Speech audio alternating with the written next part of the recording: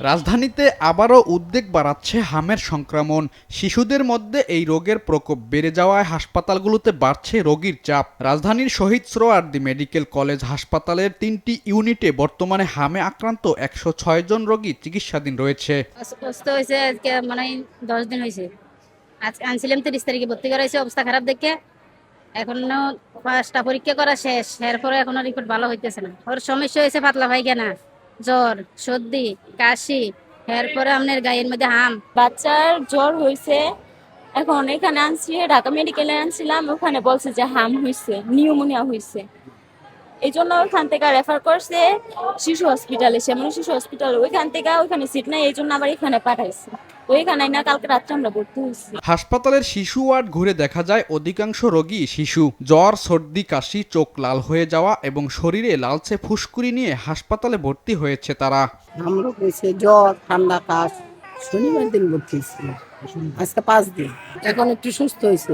আমার বাচ্চার বয়স 4 বছর 1 মাস। জ্বর আর হাম, ডক্টরের চিকিৎসা করতেছে, বাইরে থেকে ওষুধ আনছি, আর এই জায়গায় স্যালাইন দিচ্ছে। সন্তানদের নিয়ে উদ্বিগ্ন সময় পার করছেন অভিভাবকরা। অনেকেই বলছেন প্রাথমিক লক্ষণ বুঝতে না পারায় অবস্থার অবনতি হয়েছে। প্রথমে ছিল জ্বর, পাতলা পায়খানা, তারপরে নিউমোনিয়ার সমস্যা। অন্য হসপিটালে ছিলাম 1 সপ্তাহ, থাকার পরে ওনারা এখানে রেফার করছে মুমূর্ষু অবস্থায়। তো এখানে আসার পরে হাম উঠছে।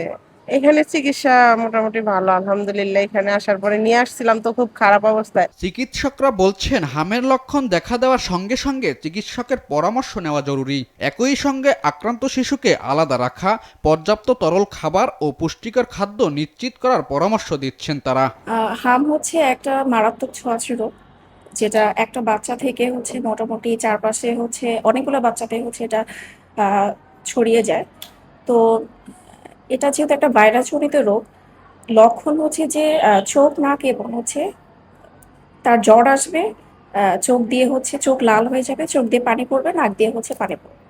আহ, এবং হচ্ছে পেশেন্টের জ্বর আসার মোটামুটি 3 থেকে 4 দিন পরে হচ্ছে বাচ্চার হচ্ছে গায়ে র্যাশ ওঠে। র্যাশটা হচ্ছে সাধারণত কানের পেছন থেকে ওঠে, এরপরে হচ্ছে মুখে বা সারা শরীরে হচ্ছে সেই র্যাশটা হচ্ছে ছড়িয়ে যায়। তো র্যাশ উঠার 4 দিন আগে এবং হচ্ছে 4 দিন পর পর্যন্ত ওই বাচ্চাটা হচ্ছে ইনফেকশাস থাকে, অর্থাৎ সে এই জীবাণুটা হচ্ছে সুস্থ বাচ্চাতে ছড়াতে পারে। এজন্য হচ্ছে এখনকার যে পরিস্থিতি সেটা বিবেচনা করে যখনই কোনো বাচ্চার হচ্ছে এরকম জ্বর আসবে অথবা নাক বা চোখ দিয়ে হচ্ছে পানি পড়বে, সে বাচ্চাগুলোকে হচ্ছে একটু আইসোলেটেড রাখতে হবে। মায়েদের করণীয় হচ্ছে বাচ্চাকে তার নিজের হাইজিন মেনটেন করা। সে হচ্ছে নিজে পরিষ্কার পরিচ্ছন্ন থাকবে, বাইরে থেকে আসলে হাত ক্লিন করে তারপর হচ্ছে তার বাচ্চাকে ধরবে।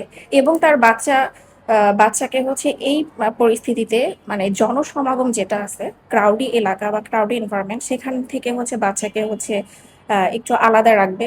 এবং যদি তার বাচ্চার জ্বর আসে, সেক্ষেত্রে